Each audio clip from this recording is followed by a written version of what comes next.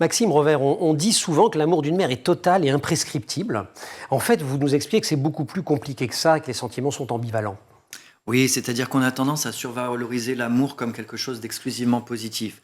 Pas exactement. Dans l'amour, il y a de l'attachement. Dans l'attachement, il y a la tentation du contrôle.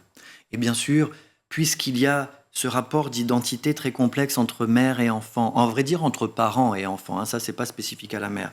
Et bien du coup, évidemment qu'il y a la tentation du contrôle dans les deux sens, parce qu'il faut aussi penser que la mère c'est celle qui vieillit pendant qu'on est adulte, qui va peut-être devenir dépendante, et on voit des effets de contrôle se retourner de l'enfant vers le parent de manière très brutale.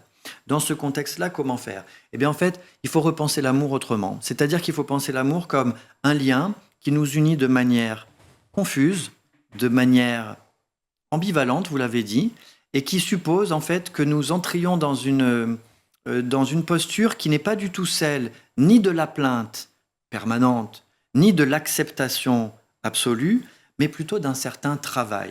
Et ce travail, c'est celui que j'ai désigné par un terme qui paraît comme ça simple, mais qui en fait est une véritable dynamique, c'est cette certaine qualité de présence maternelle. Celle qui fait que quelqu'un qui tombe est relevé, que quelqu'un qui est triste est consolé, que quelqu'un qui a peur est réconforté. Dans toutes ces attitudes qui sont des attitudes en fait de soins, on reconnaît évidemment la figure d'une mère rêvée, et le propos du livre est de dire ne rêvez pas de cette mère, ne vous plaignez pas de ne pas l'avoir eue, soyez là.